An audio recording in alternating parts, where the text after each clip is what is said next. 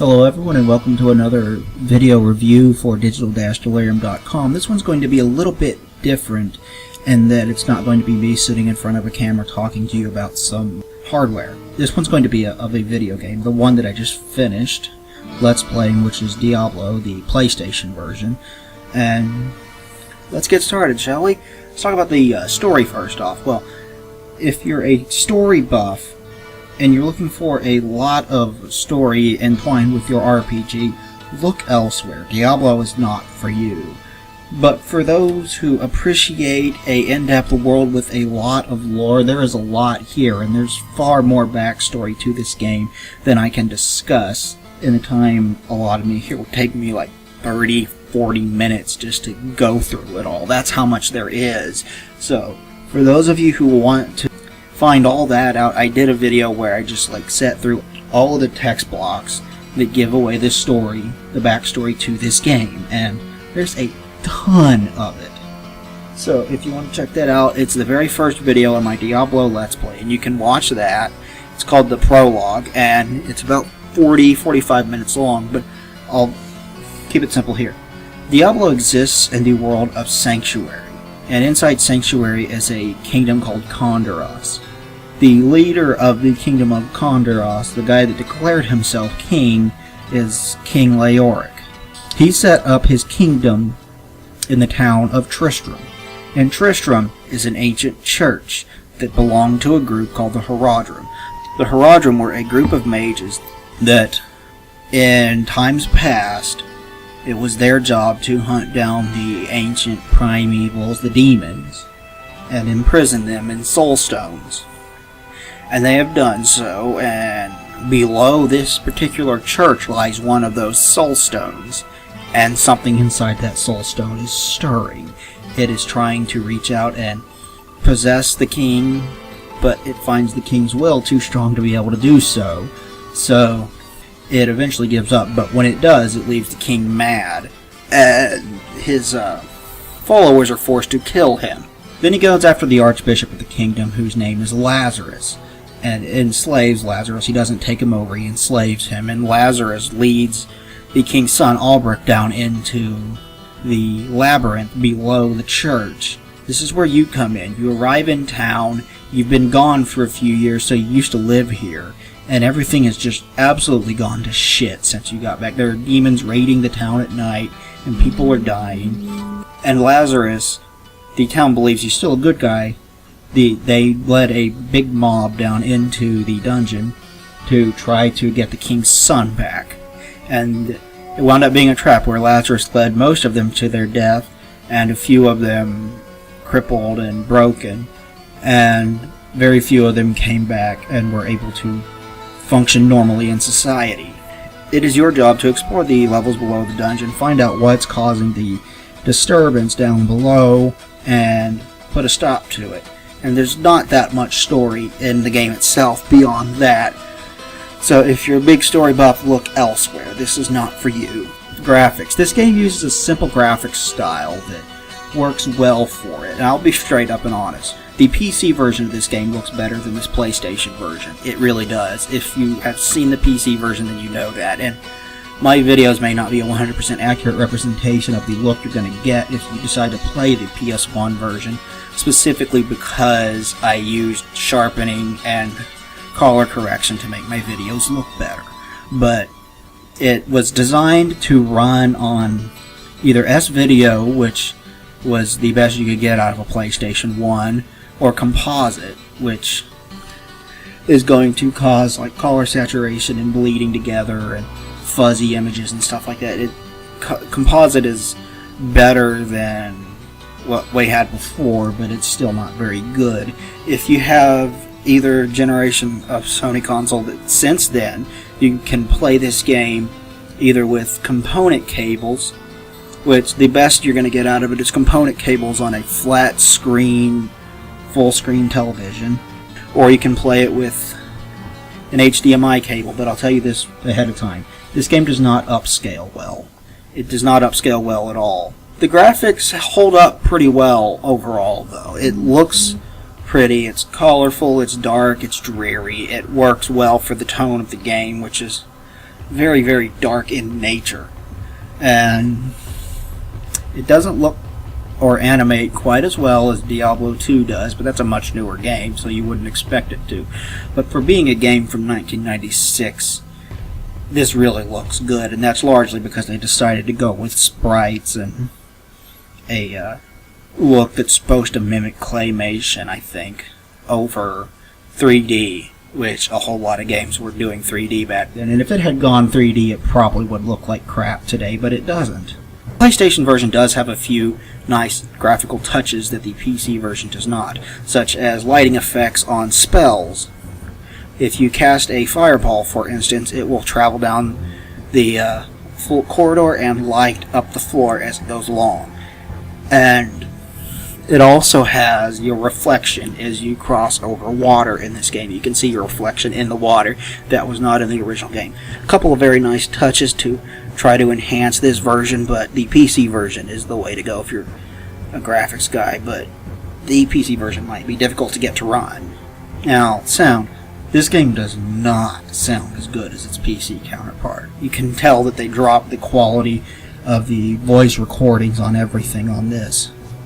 And it has a little bit of fuzz to all of it that you can hear. I mean, anytime that there was dialogue in a game that was important or central to the plot or anything like that, like if I was talking to a guy, someone in town about a quest, I would take the audio out and put it in a separate track when I was editing it so that you could hear it clearly. And you can tell that it's got a little bit of fuzz on it. It's not a perfectly clear recording. It sounds fairly low quality. And if that bothers you, I would understand that, but I don't think that pops up in the game often enough for it to detract from the overall experience, because the experience isn't about the story. It's about questing and looting and killing enemies and getting new items, becoming more powerful. But the sound in this game, the music, is excellent. It's very dark and atmospheric and brooding, which is perfect for this world, and each section of the labyrinth has its own theme that's always very dark and ambient, and seems to give the areas a lot of atmosphere. It really works well for the game. Now, gameplay, there's a lot to talk about here. Diablo kind of is the kind of architect of the hack and slash dungeon crawling type of RPGs. So games like Sacred, games like Path of Exile, games like that, they owe everything to Diablo. It all started here, and since this is the first one, it's fairly primitive compared to more modern games. You have only 3 character classes. You have the warrior, who specializes in hand-to-hand combat. You have Rogue, who specializes in long-range combat with bows, so it's still physical damage, it's just long range. You have the Sorcerer, who specializes in long-range combat with magic. And there are a variety of magic spells in this, and any character in the game can learn said magic spells, so it's not like you have a set number of skills. There is one individual skill per... I don't remember what the Rogue's individual skill is, but the warrior gets the ability to repair items, but he doesn't do it as well as Griswold in town. The sorcerer gets the ability to recharge a staff, but he doesn't do it as well as Adria, the witch in town. Kind of a double-edged sword. Do you want to recharge it yourself and lose a couple charges on your staff, or do you want to go to town and talk to Adria and have her do it and have to leave the dungeon? It's up to you, but you can do it mid-dungeon if you need to. Now, the way this game works is you move with the D-pad. There is no analog control, unfortunately. I think it might have benefited this game, and maybe not, because there's only like 8 directional movement in this game, kind of like Legend of Zelda, A Link to the Past. Only had 8 directional movement. You can't move in any direction you'd like, which is something that they improved with Diablo 2, but X is for attack, triangle is for spells, L1 and R1 are potions, L2 and R2 are for map, and the other one brings up a list of spells for quick use, so you can switch between them. And what spell you currently have equipped will pop into a little bubble that's above the life and mana bars. so that you always know which one you have equipped. But there's really no true way to switch spells very, very quickly like there is in Diablo 2, where you can hotkey spells to the F keys, the function keys. In this, you cannot do that. You have to open up your list of spells, select one, and move on. You can pull up the full spell book and see what kind of spells you have and what levels they are and what damage they're going to do, so you know which ones to use. But if you're a warrior, you're really not going to have to worry about that. The warrior is the easiest class to start with. He is very strong at the beginning, and he doesn't have to worry about enemies too much because he just kind of cuts them down quickly. The sorcerer is the hardest class to start with because he doesn't have much in the way of magic spells at the very beginning. I think he's got a staff of firebolt, and that's it. And he has to rely on finding books in the dungeon, which is how you improve your spells in this game. And the rogue is kind of the middle ground between the two. But the funny thing is, the warrior is the hardest class to finish because when you get toward the end of this game, it starts getting really annoying with how much enemies run from you. Enemies will attack you with long-range attacks, and as soon as you approach them, they will turn around and start walking away from you, and they will walk seemingly halfway across the level before they stop and turn around and fire at you again, and giving you a chance to attack them. And this can be very, very annoying as you get deeper and deeper into the labyrinth. If you want to look at it one way, this is a fairly short game because there's only 16 levels of the labyrinth, and each one is never gonna take you more than an hour to clear out, really, and usually it won't be even that long. Usually it'll be like 20 minutes maybe. So you can get through this game in a few hours, but the problem is that you have to level up a lot to be able to do the next level. So you will play through one level, exit the game, play through it again by starting a new game, and do that over and over again. This does kind of present a problem because while there are entrances to the lower portions of the labyrinth, every single time you start a new game they are closed. The only way to get to the lower parts of the labyrinth where leveling is actually going to do you some good is to fight through the upper parts of the labyrinth. So my recommendation for this is as soon as you see a path taking you downwards, take it. Do not be like, oh, fieldy, I'm going to fight everything on this level, because you're not gaining experience from it. And I mean literally, you're gaining 0 experience from it.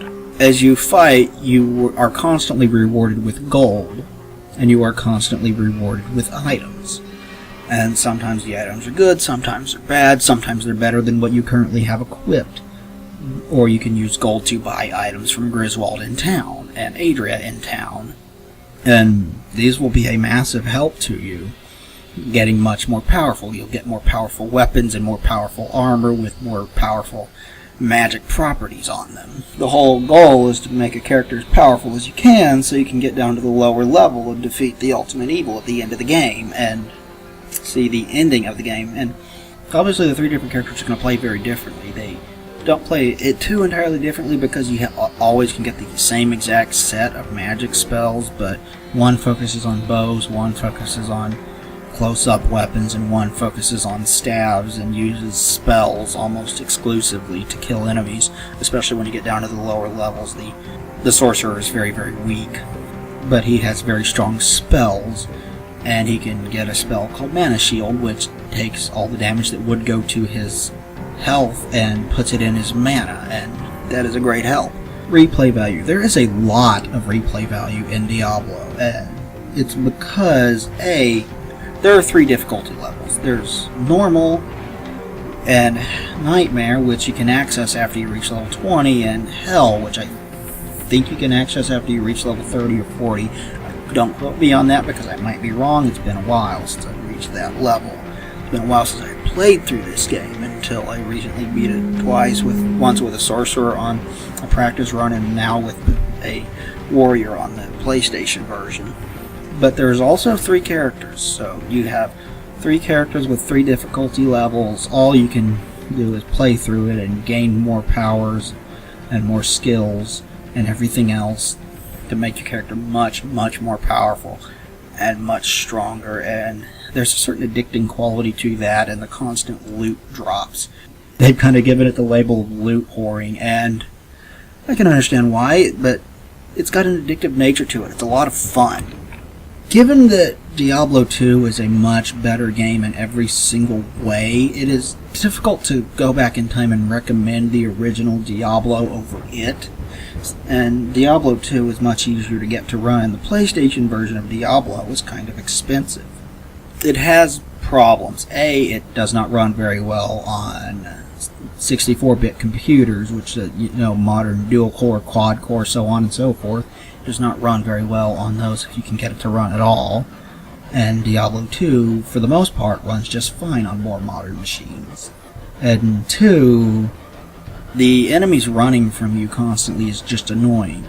3, having to start new games so you can get quests that you haven't done before and fight through all of the levels of the labyrinth again just to get down to level 10 or whatever to see if you got a particular quest is a pain in the ass. That is frustrating to do, especially for this Let's Play. I would play for hours just to make sure I got a quest, and I'd be like, okay, I need to go to bed, I'll record it tomorrow. I did that at least once. But if you are curious and you want to see a game that started it all, started all of the loot whoring, started all of the dungeon crawling, and it's not story driven, it's still an RPG and hack and slash, Diablo's the place to start. And if for you lore fans, there's a lot of it here. There's still a lot to like about Diablo, it's just that some aspects of it have not aged well at all. One other problem with the game is that you get a unique item and then you start a new game and your unique item will disappear. I don't know if that's 100% true in the PC version, but in the PlayStation version it is 100% true all the time. There's no point in having a unique item, so why are they even there? All in all, I would give this game a reserved recommendation for RPG fans and loot fans. If you like that kind of thing, there's a lot of it here to enjoy, but it comes at the cost of some frustration and some now outdated game mechanics. Thank you all for watching. I'll link the Let's Play in the description below. Please check it out. It would be greatly appreciated. We'll talk to you guys next time. Thanks everybody. Bye.